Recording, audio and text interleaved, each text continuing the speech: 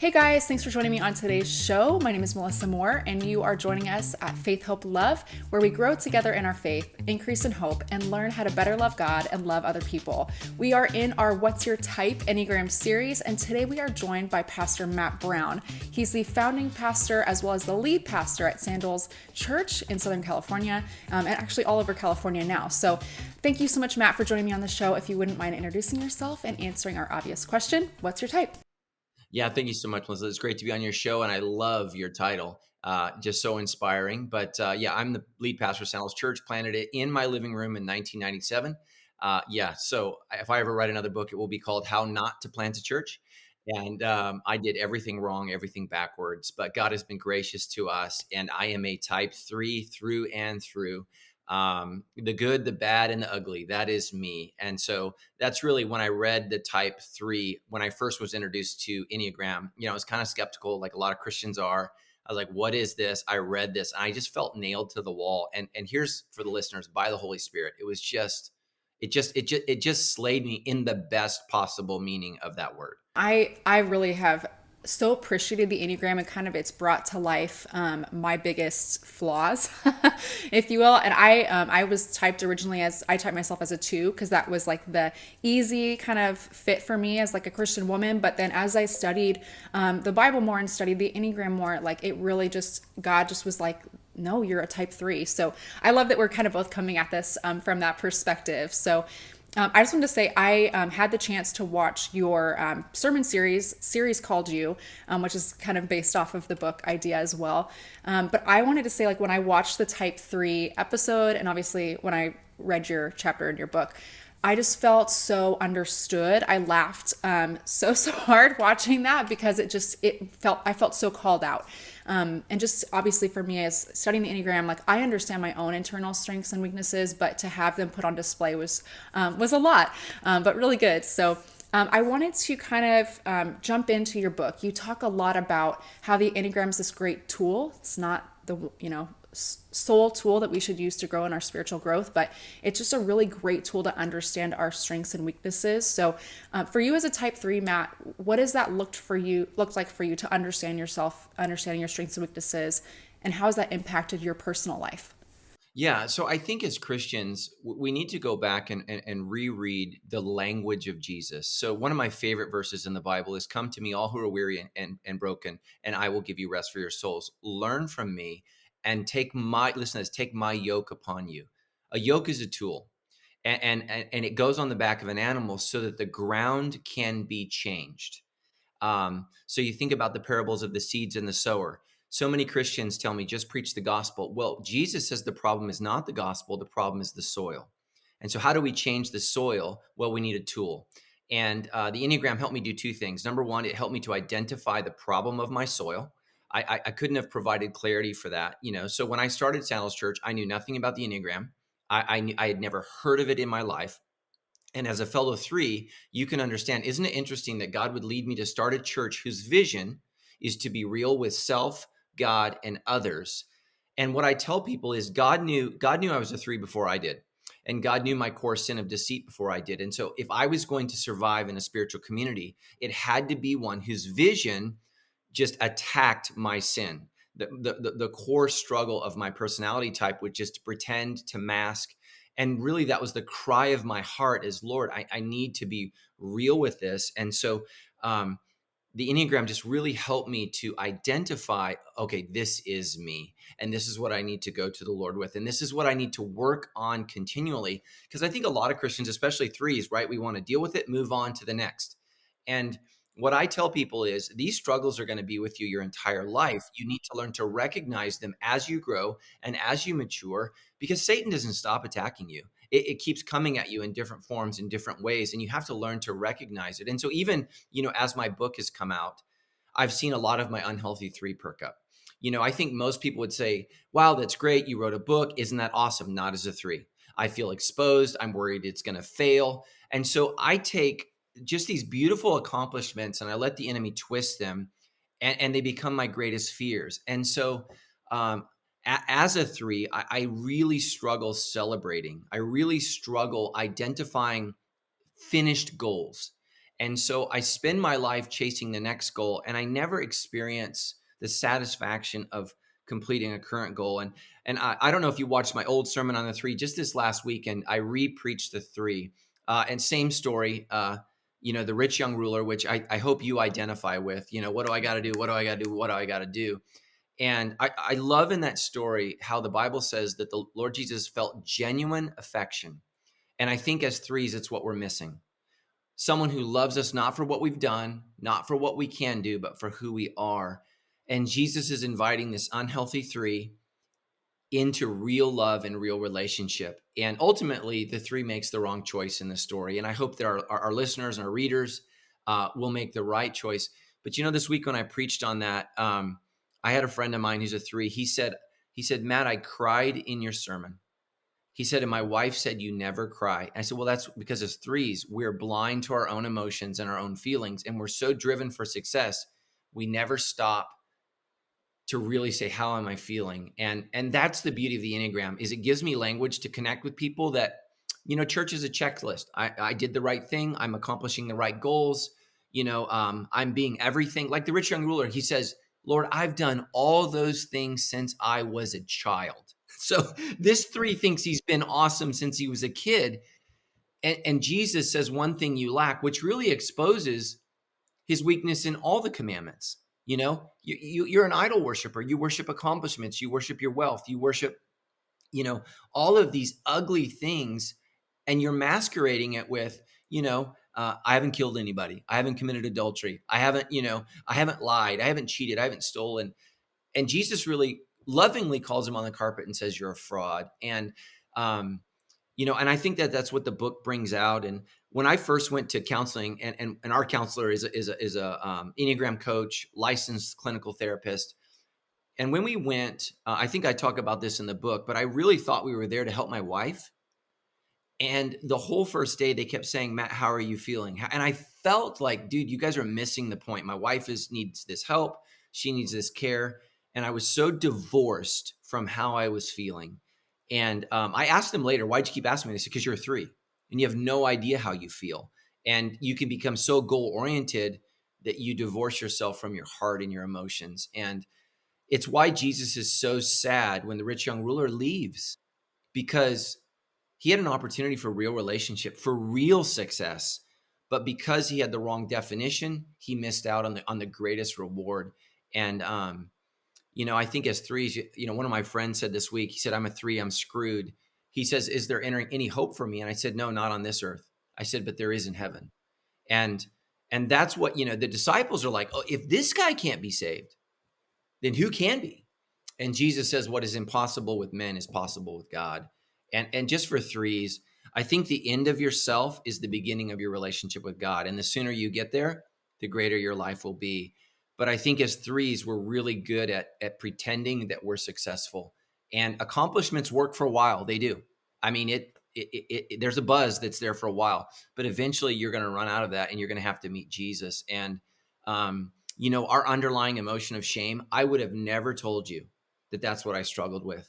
And yet when I discovered the Enneagram, I went, oh, that's me. I just think this next accomplishment, this next campus, I'm working on my second book, right? This next thing is going to cover this feeling that something's deeply wrong. And in our culture, here's what breaks my heart. And so many Christian authors, right? Shame is the bad word. You should never feel shame. Well, what you're telling people is they shouldn't feel what they feel. And what I tell people is, don't ignore your shame, take it to the cross, because the cross is the only thing that can deal with that underlying emotion. The blood of Christ on the cross for us as Christians is the only thing that can cover that.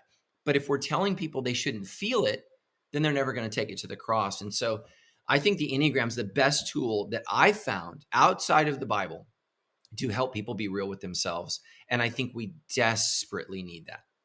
I agree. And I think the big struggle, I think just as Christians, we want to kind of put on this face that like, man, I've got it all together. I'm the expert in how to live life. And I know for myself, I lived that way. I was like the good Christian girl in high school and college, wanted to succeed. And, I had like what I thought were good motives, but I think it's until you take time to stop and address really the core of why you do what you do that you can't stop the unhealthy cycles. So I just know for myself as a three, church was the way that I achieved. And I think for many people in biblical times, like that was an easy way to measure success, and almost prove yourself to God to be worthy of his love. And I think that's a big thing that we are struggling with in our society today is there's this constant need for approval, need for to be said to be worthy, that I think especially those that are threes, when there is failure, when we don't have enough likes or comments or whatever on social media, especially I know TikTok, it really is where I'm seeing this big push for approval for our younger generation. And it just breaks my heart for all the threes out there that feel that their worth is only dictated by their success. So I've fallen in that trap my whole life. So I would really love to hear, what are those specific strengths and weaknesses for you on a personal level? How is that, obviously you mentioned your wife and going into therapy, having to, break down, understanding that you have emotions. What have been those strengths and weaknesses for you as a pastor and just as a person? Yeah. So as a pastor, my Enneagram story begins with my wife and I having an argument, and it was passionate. I'm not proud of it, and I think a lot of men, especially, I don't know how many male listeners that you have, but I think that you have to be aware of the force with which you bring when you're passionate. And so I grew up with brothers, so I didn't have a sister. Um, I never considered my mom a woman. I was blind to feminine gender. I just, I mean, I think moms of boys, they kind of die to themselves a little bit. Yeah, there you go. Um, because the house is ruled by testosterone. And so then I get into this relationship with my wife who was raised with all girls. And her dad was loving and caring and wonderful in so many ways, and he was so much of what I wasn't. And but at the same time, I'm faithful to her, sexually. I'm providing for her financially. I'm praying with her and leading our children. And so when we have this fight, I'm frustrated with, and here's what I would tell everybody. I said I'm doing all the right things. Um, and I actually had this moment, and this is the first aha moment. And for all your female listeners, I just truly believe that one of the primary gifts of women is the gift of prophecy, the gift to speak truth in the Holy Spirit. I think it's why Eve is the one that Satan confronts in the garden. What did God say? I think she's supposed to speak prophetically. The Lord said. And so we got in this argument. She locks herself in the bathroom, which I'm not proud of, because what that means is, and I'm unaware as a three, I'm unaware of why she would do that, right? I think it's ridiculous that she would do that. I'm not threatening. I'm not mean. I'm a man of God. Why are you doing this? And I said, why is it? And you'll just hear the grandiose nature of my unhealth. Why is it the whole world thinks I'm amazing, but you? And I hear this whimpering voice from the other side of the door, and it says, because no one knows the real you like I do. And so here's the drug addiction of the three.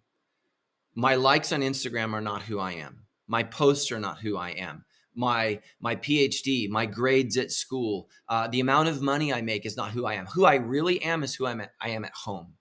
And in that moment, the Holy Spirit spoke to me, and I realized for the first time, there's a problem between who I am on the platform and who I am at home. And for all threes, there's this gigantic gap between talent and calling and character and integrity. And I don't know if you can see my hands, but talent, and this is why I think in the church, we have such extraordinarily talented people who just collapse and fall.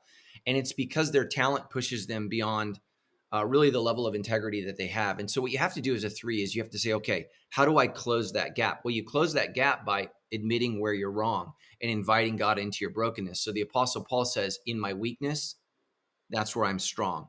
And so where am I weak? And for me specifically, I was so goal oriented. I shut down my emotions. I shut down my feelings. I wouldn't talk about when I was hurt. And in ministry, people are really cruel. And so I would say, okay, that friendship didn't hurt. That critique of my sermon didn't hurt. That challenge didn't hurt, because look at all these people coming to Christ. Look at all these people coming to my church. And so I would focus on my success and diminish my hurt and my pain. And just so you know, when I started Sandals Church in the 90s, I heard this at every church growth conference: focus on your strengths, not your weaknesses. And all those men, and they were men in the 90s, that taught me that have almost all fallen. You can't outrun your weakness. And here's what all of our threes need to hear: the more the Lord blesses you, the more you're exposed. Blessing and increase in success will not cover your sins, they will expose them. And we live in a culture where if you Google my name, the first thing that will come up are the dumbest things I've said, the dumbest things I've done. And you got to know, I've preached and been recorded for 25 years. So I'm surprised there aren't more things, stupid things that I've said. But people want to destroy you. People want to tear you down. And so what I would do is before you're successful, before God blesses you, deal with that shadow side of your three. That shadow side. When I first became kind of popular in Southern California, I remember a local press person came to the church, wrote an article, and they said, Matt Brown is nothing more than a religious simpleton. And I was like, no, I'm not. And then I'm like, what's a simpleton? I didn't know what it was. And I had to look it up. And you know what? Here's the truth. My gifting is to speak to common people. I'm not going to be a theologian. That's not my calling. And that's what makes, I think, so many threes that I see that want to be successful, and they're trying in the name of being successful, they're becoming something they're not. Know who God's called you to be. Know your lane. Stick to your lane and stay there. And especially in today's culture, I think you and I, we feel pressured to speak on every issue, whatever the issue is today. And what that does is it pushes us outside of our lane. And for me, I kind of got a little famous last year because I said, hey, the church needs to open up. And I really felt like it did. And it was unifying. And there were Black pastors, Hispanic pastors, male pastors, female pastors, and there was unity. Well, George Floyd happened. And then all of a sudden, my movement became this Republican rally. And for me, I was like, that's not my calling. My calling isn't to make America great again. My calling isn't also to march with BLM. And so I've had to really, and as a three, right, you're gonna be drawn to the success in the crowds of the left with BLM initially. And there are some things about that movement that, of course, I think I care about Black people. They matter to me. But a lot of people are drawn to that for the attention they can gain. And so you have to ask yourself, has God called me to be a civil rights activist? A three is not going to ask that. A three is going to go, that's where the crowds are. That's where I need to go. Or on the other side, am I called to make America great again? And I really felt in this time of our nation's brokenness, my calling was the gospel. And you know what that means? I ticked off people on the left. I ticked off people on the right. I lost friends on the left, and I've lost friends on the right. And I have to be true to who God's calling me to be. And young Matt Brown would not have been able to do that. Young Matt Brown would have tried to be all things to all people, and I would have lost everyone. And guess what? Lost myself. So, I'm not going to be a political activist one way or another. When there are things that need to be spoken on, like what happened to George Floyd was egregious. That when someone's crying for help, help needs to be rendered. But I also love police officers, and I appreciate what they do, and we need them. I'm not for abolishing the police. I mean, it just got crazy. So, I just think as a three, you have to be careful. Jesus never trusts the crowds, ever. It says in the gospel that he knew the intentions of their heart. He knew the character of men and women. And so when he fed them, they loved him. But, when it was convenient to set Barabbas free, they killed him. And so as threes, we just really have to work on being centered and being true to who God's called us to be. And so even though you and I are threes, we have different callings, and we have to be true to that calling. And I think that's hard for us as threes because we see everybody else ahead of us. Life is always a race, and we're always ranking ourselves, and it's exhausting. It's just exhausting. Did you ever take Strengths Finder? So competition was my number two, and I think it's the worst part of my personality. It gets the best of me in friendships, in my relationship with my wife. If I have to win with my wife, then we both lose. So if I have to win with my kids, we both lose. And so I've really had to battle that competitive nature in me. And I would say that's where the most of my ugliness was. But the Enneagram really helped me see it, identify it, and then work to kill it. I feel like with myself as a three, like you mentioned, being in a house with all boys. I am a mom of two boys, and life is crazy in my home. They're only 4 and 6, but I feel like they still kind of like try and run the show.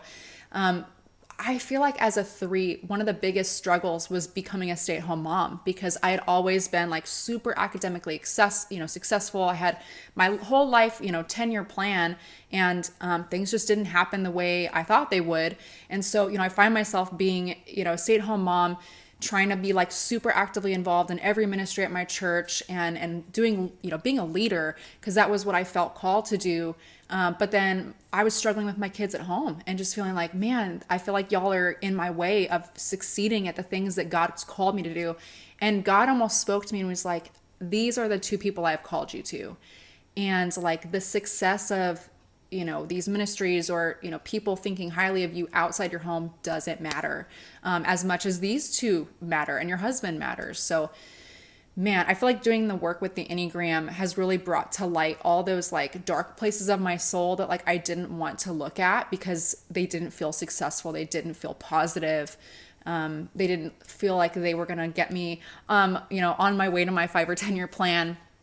But I feel like it's been in the last couple of years that I've been really taking time to assess my addictions, assess my faults. I've grown so much, and I feel like I've become a better ministry leader. I've become a better mom.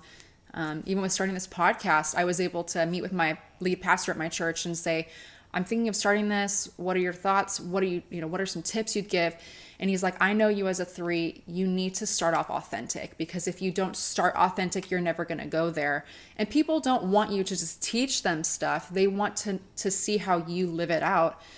And I think that's a big danger as a three, to just want to be this person on stage and not be real. And I love that your church is so intentional with that. And I think that's kind of funny as a three that you would launch a church without even knowing, with this intention of being real. So I love that. And I appreciate you sharing some of your story, and I feel like I've learned a lot from you just in like the last few minutes that we've been chatting.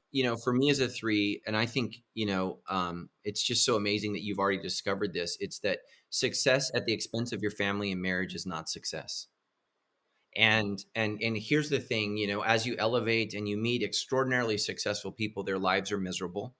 And as threes, many of us, because we lack substance, we reach for substances. And that's what I tell people, because we don't have depth. And that's where drugs and alcohol, the quick fix to numb, because rather than process our pain, that we're not what we wanted to be, that life has changed, our 10-year plan is always, off. It's never what we think. And goals are funny things, and the goalposts are always moving. It's just so profound that you've already discovered, my boys are my calling. That is my number one priority. And I think it's sad that in our culture, that is not esteemed anymore. And the truth is, we're not raising children very well as a culture, particularly boys. Just for all your listeners that are raising boys, 80% of males in America today cannot read and write at grade level by 8th grade.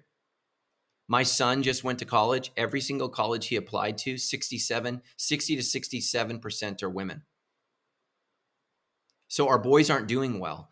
And so we have to invest in our boys, and it's really, really difficult. And that's a full-time job because they're going to fight you on everything, on homework and this and that. And I don't want to build a mega church and lose my family. If I'm not married to the same woman at the end of this, unless, God takes her home, that's the only way out for this. I want to get to the end. Years ago, I did a wedding of a couple that had been married 75 years. And I remember when we were lowering his wife into the ground, he let go of his walker and he threw himself on her casket. And I just thought, I want to end like that. That's how I want to end. And I remember, we had to help him up because he's an old guy. I think he was 98 and she was 99. And he just said, God, I miss that woman already. And I just thought we all said I do, but he did. And he did to the very end. And I realized that's what I want it to be. And I want to have a relationship with my kids. And the Enneagram has helped me. My son's high 5. So he acts in, he doesn't act out. I've never acted in my life. Every thought I have comes flying out of my mouth. My daughter's 8, 9, real high 8, I 9, and my other daughter's a 4. So I've not been the best parent I can be over the years because I've been so goal oriented and I've been hard on them, and my competitive nature has come out on them. And I've just had to say, hey, I'm really sorry. That was really wrong. And it's been really helpful. So I'm just proud of you that you figured it out before me. Gosh, I think with having the Enneagram almost being like a trend now, it's like just been so easy to access. Like, I mean, there's so much amazing content out. It's hard to not be encountered by the Enneagram, I guess. But I just want to say too, with again, like being a parent as an Enneagram 3, there's so there's so much of the world that's telling you your success is in your job, your success is in your bank account, the house you live in. And I think about the verse where it says, you know, you would gain the whole world but lose your soul. And I think, okay, yeah, as the 3, that's a huge possibility. But then I also think, what about my kids' souls? You know, what if I gain the whole world, or, you know, feel like I'm saving people in the world, but my own kids don't know Jesus? Like, what's the point, you know? And so I think for me, you know, people on a, you know, in a ministry on a weekday is easy to measure, and it's, you know, more people than the 2 in my home. But I think as 3s, we need to like let go of, you know, what success is on the world standards, even the church's standards, and say the each individual heart matters. So we did talk a little bit earlier about the rich young ruler, and I kind of want to just jump into like the application of that. I love how you kind of gave in your book. Obviously, each chapter you talk about a different Enneagram type from the Bible. You kind of pick out 9 characters, and we talked about the rich young ruler. But I really want to dive into like the, you know, bringing it into the 21st century. You know, what are some things that as a 3 we can do to be real with self, others, and God? You know, the scripture says, keep me from lying to myself, teach me the joy of your instruction. So God's word is key. And for me, discipline and routine have been huge for me. So I read my Bible every day, I pray every day, and not because it's a check, but because I know I need it. And so I've really had to work that. And so, okay, God, I need to hear from you. And then, you know, I think what makes Sandals so unusual, I came across James 5:16, and I really wrestled with it because James 5:16 says, confess your sins to one another so that you may be whole and healed. Um, the prayer of a righteous man is powerful and effective. And I think so many of us wonder, well, why isn't God answering my prayers? Well, you need to be healed first. In order to heal, you have to learn to get real. And there's just something powerful about saying, you know, when I told you I ran 6 miles, I really ran 5. You know, when I told you there were 300 people, what was really 180. And just looking people in the face and saying that was an exaggeration, that was an untruth, that was a lie. And you know, I talked about in my book specifically, you know, as a pastor, you know, I believe that you shouldn't look at porn and stuff like that. But from time to time, you know, I have found myself scrolling through the internet and I've looked at a picture that I shouldn't look at. And I think I talked about this in the book, but my wife came home. She had been gone for 3 days. And, you know, I'm not super tech savvy. So I didn't know that when you tap on something, you're liking it. And so my Instagram hashtag is Pastor Matt Brown. And so I posted that I liked this girl in a bikini shot on the beach. And my wife came home from 3 days and she said, who's so and so? And I just straight up lied to her. I have no idea what you're talking about.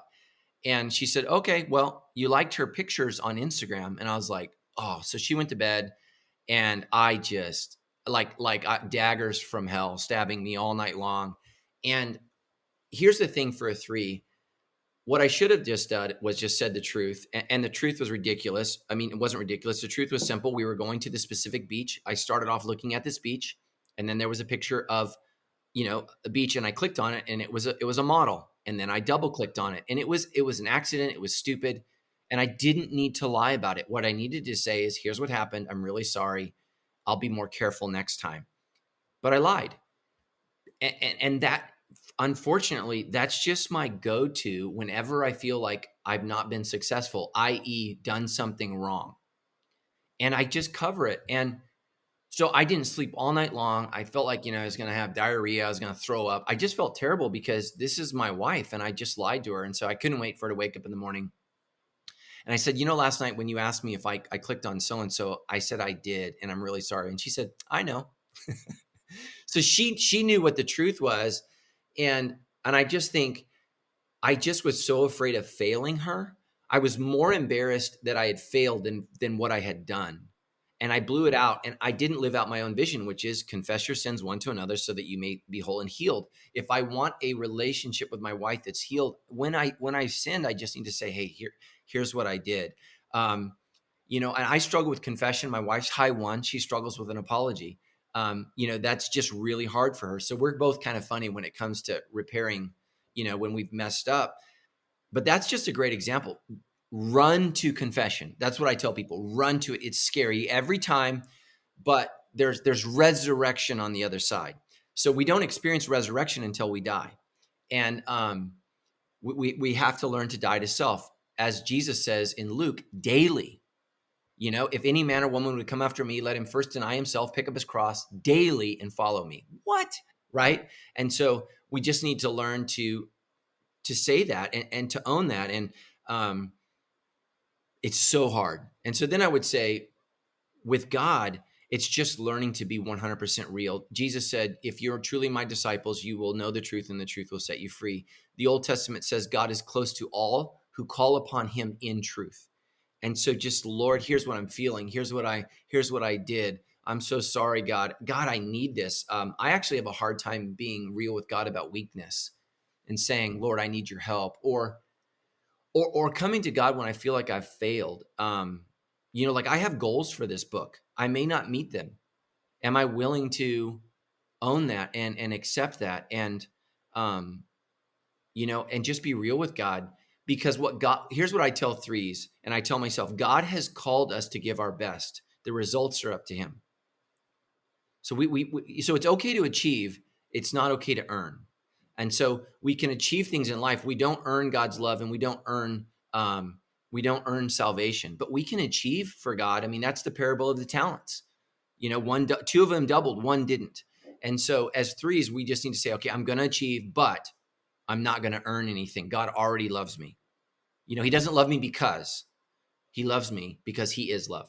I love that. And I think there's the authenticity piece I think is huge. I know for myself, like personal growth in the last couple of years has meant being part of a women's accountability group and like being straight up honest with them about like the deepest, darkest parts of my soul.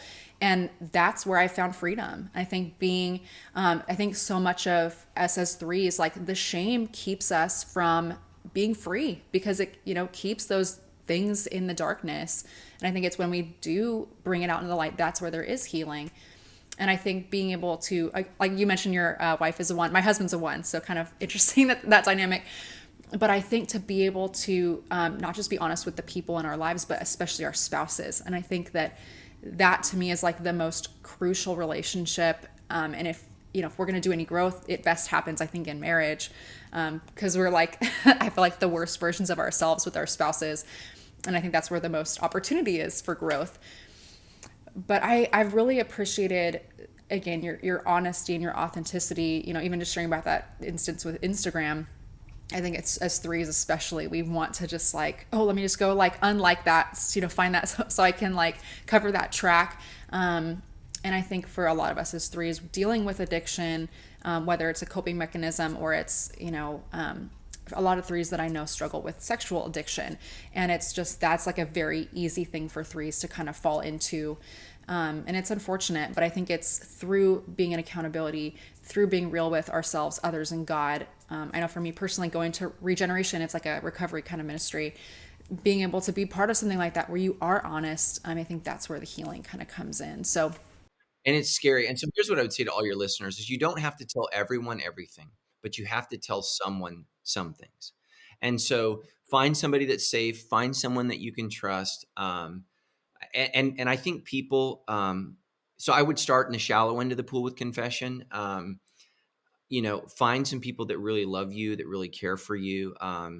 So that usually starts with like a pastor or a counselor. And then over time, as you develop healthy friends, it becomes a healthy friend because not everybody can handle the shadow side.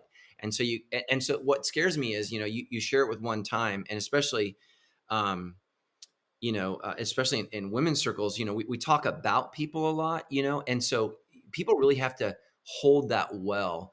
And as a pastor over the years, like people confess to me, I just leave that at work. Like that doesn't come home with me. because that's a precious thing that they've shared.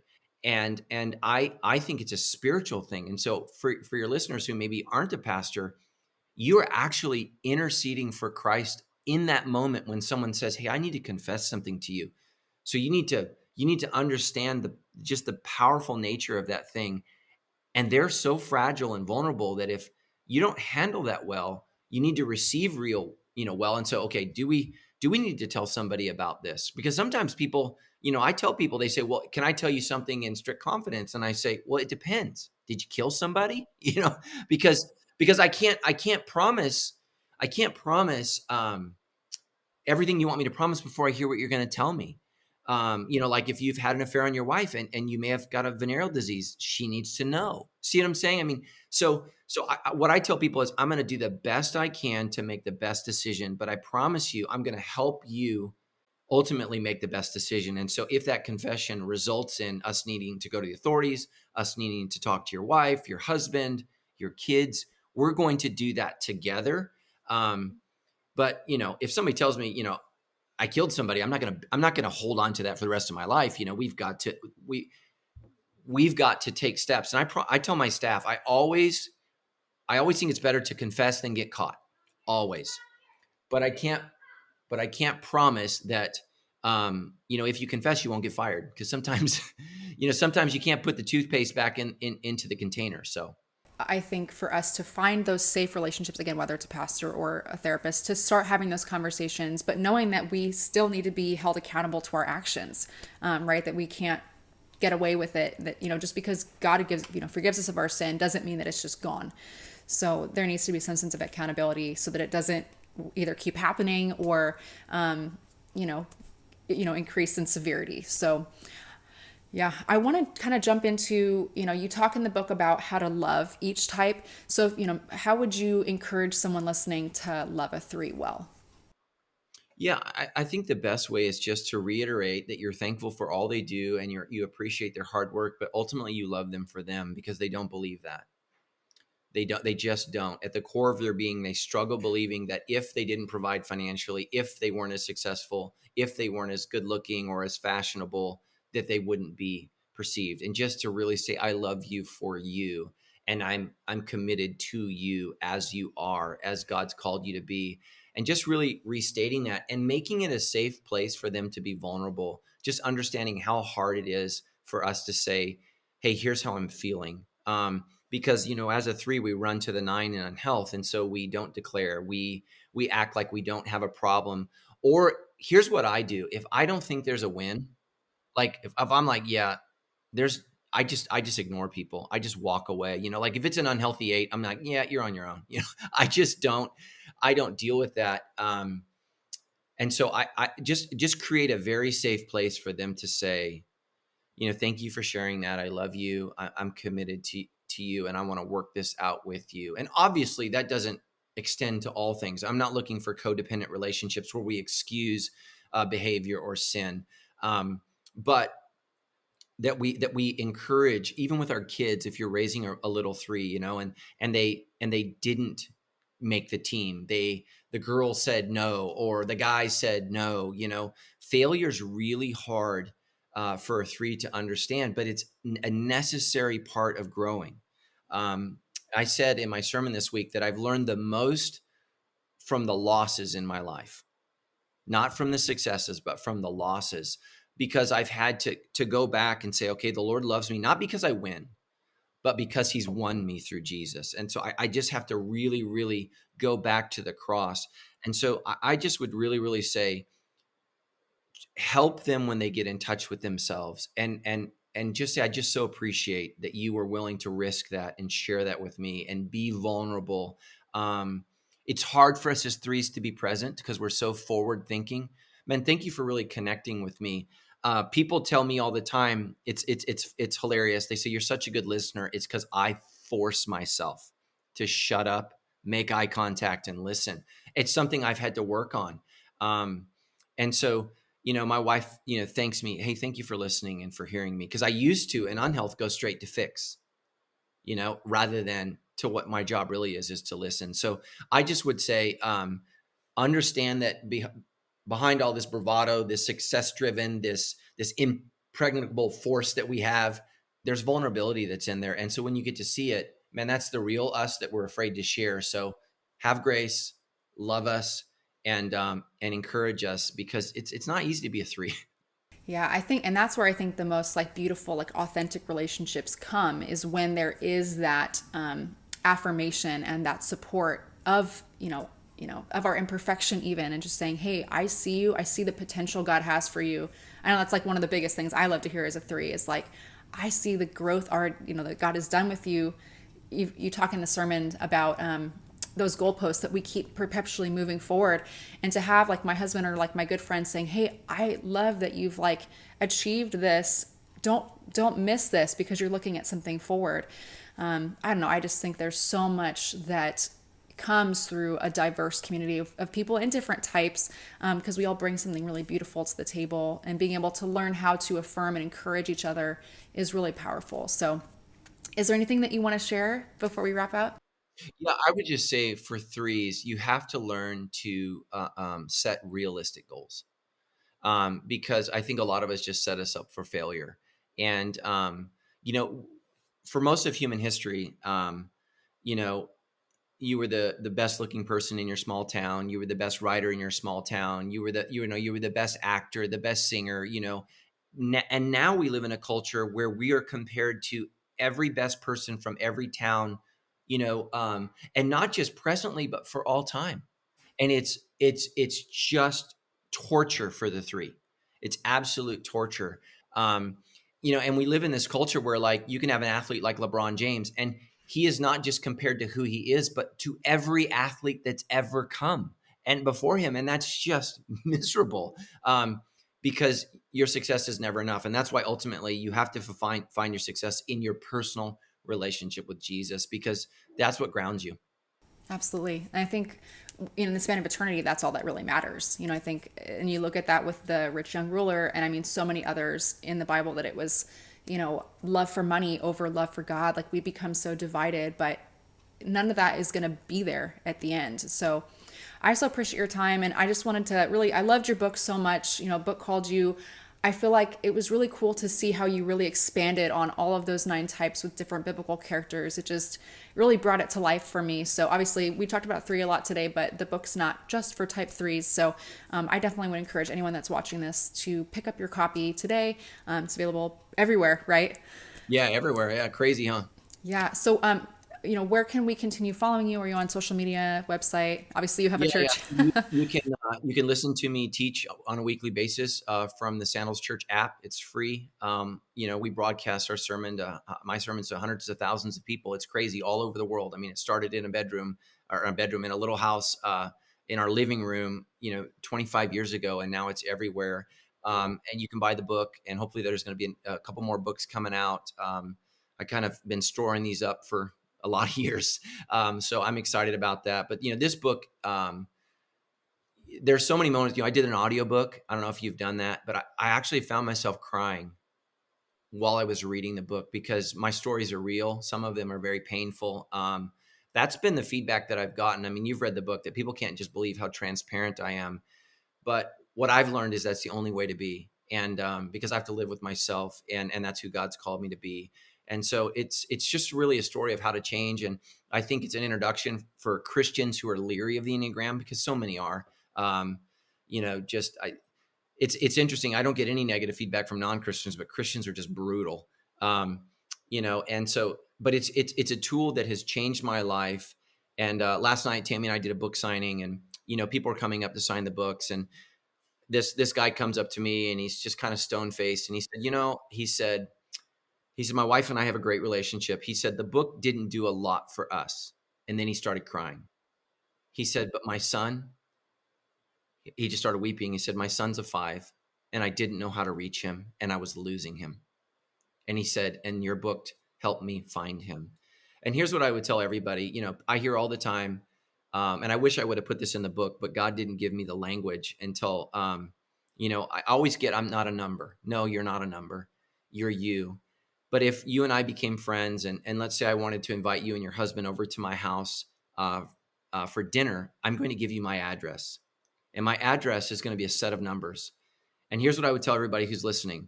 It's not going to tell you who I am, but it's going to help you find me. And that's what the Enneagram does, is it helps you find people that you love so desperately, but you don't understand. And understanding unlocks intimacy with our kids, with our spouses, with our friends, with our family, because people are hard. I'm hard, and so last night, we did a book signing, and this woman, I mean, I hope if she ever listens to this podcast that I don't overshoot her age, but I'm guessing she's in her mid 70s.